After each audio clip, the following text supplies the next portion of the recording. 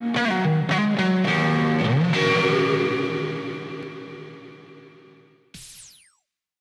there any specific tools that you recommend businesses starting off, or students leaving today to make sure they're getting on, or if they're a business that they're adopting, are there just some basic tools that you think every business should have or encourage employees to use?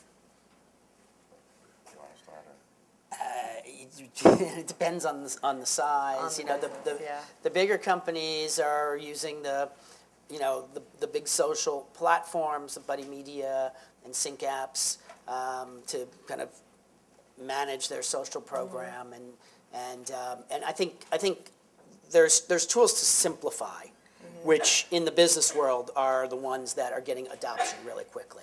So you were pointing out that the early adopters want the shiny new thing all the time, which is completely true.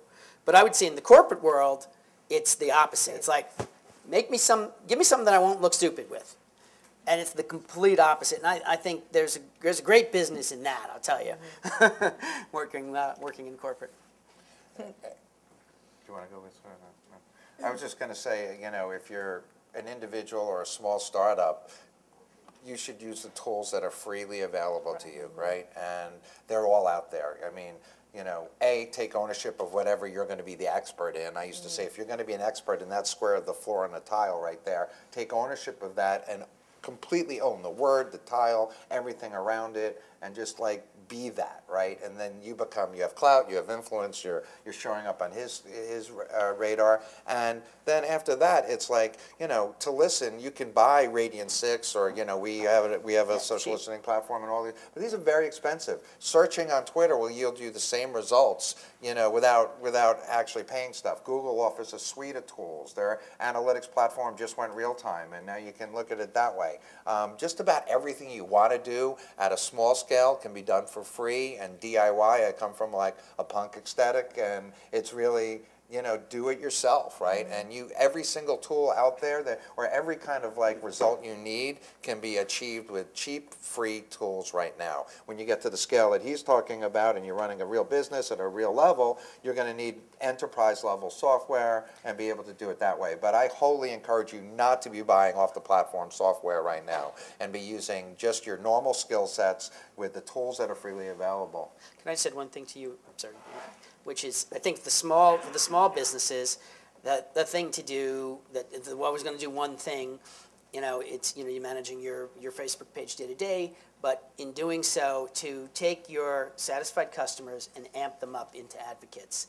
And there was a great piece the other day about Morton Steakhouse, and I forgot the writer, who just was kidding, and he tweeted that he's getting on a plane from Florida and saying, I wish there was a Morton Steak when I got off the plane in Newark.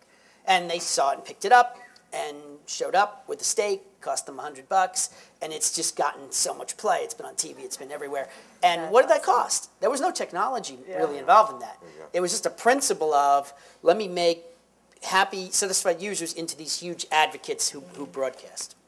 I love the old school, like, deliver real value, have a little marketing angle on it. Like, I'm a small company, we're desperate to find engineers. I'm putting an open call out right now, right? But it's so competitive, like in a market where people can't find jobs. I have 18-year-old kids asking me where the chef is. And the reality is it's very competitive to find engineers right now. My new tactic that I'm going to deploy tomorrow is I've hired a sandwich board guy to stand outside of Google with a set of code on it that only engineers can read, right? It's cool. And it's like, start with the new company, not the old company, because they're old now, right? And the people who can read it are already qualified for the job, right? They've already like passed the interview. Great. And his office is less than 5 blocks away. And then I'm ripping off things off of street poles too. Have you seen this cat? He's awesome. You pull off the tab. You can do the same thing with that. So old school, new school, I think is the way. ABC, Yahoo, another example of old school, new school. That merger today, I think we're entering in a real. I'll go to a thing you did that I thought was super genius was, I think it was Just Desserts, where this is the greatest activation in the last year for me. So they were giving away free cupcakes on a Friday afternoon, and they activated it through social. So in 20 cities. Right, in 20 cities. So you just, they checked in on Foursquare, or they announced it through Foursquare and Twitter and what they were doing. It was an established brand.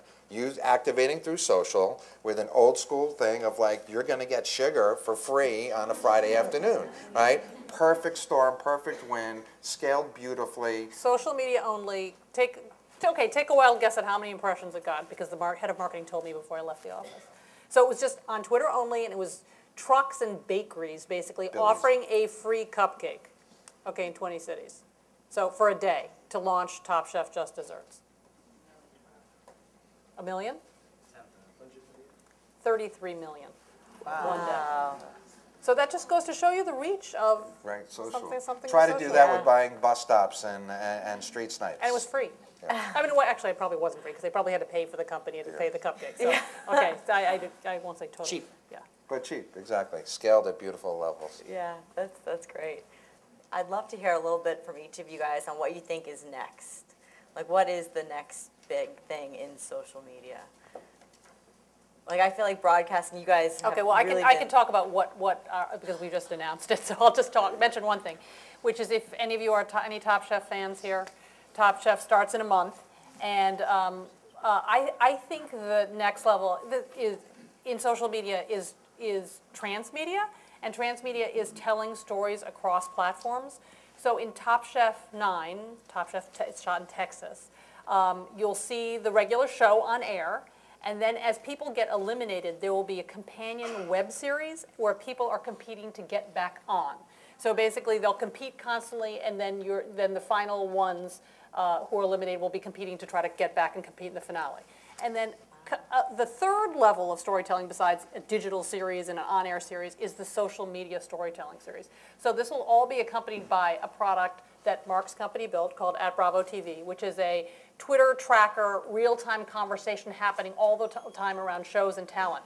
So one of the pieces is an instigator, sort of tweet battles that will be happening between the contestants. And you see this Twitter tracker, and one of the key things is the sponsor, because I need to be able to fund this, because I'm trying to prove that by having this deep engagement of integration of digital content and on-air content, you're going to raise the whole level of ratings, of traffic, and of the ROI to the sponsor. In this case, it's Toyota. So there's this very deep integration of the sponsor and really making it integrated with the editorial, so that it's not like they're just, spots and dots, but really make them, have a loyalty rewards program where there's challenges about Toyota, where in this tracker thing you can find out more about it's Toyota Prius and those brands and what the ideas you're trying to get, and the idea is you're trying to get the conversation as closely linked to what's going on in the show.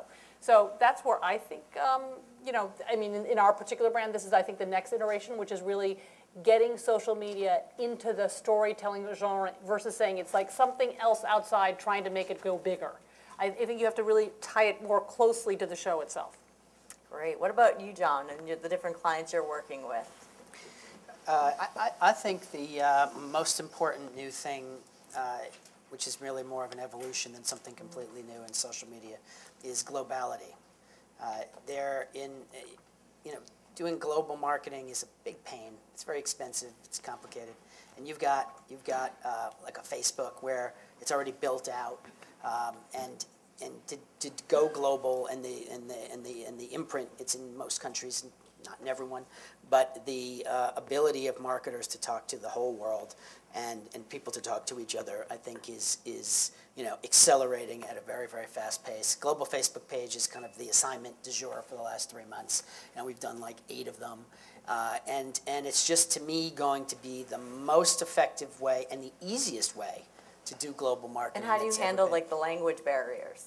Well, let's just take Facebook. There's a global page, and then there is a local part of the page, and that gets activated locally. So you have global events, and you said tentpole events. There's like the Olympics, and then you have there's also the Olympics has some relevance in India to the Indian team, which is a little bit different. So there's the part that works globally, and then there's the regional, and then there's the local.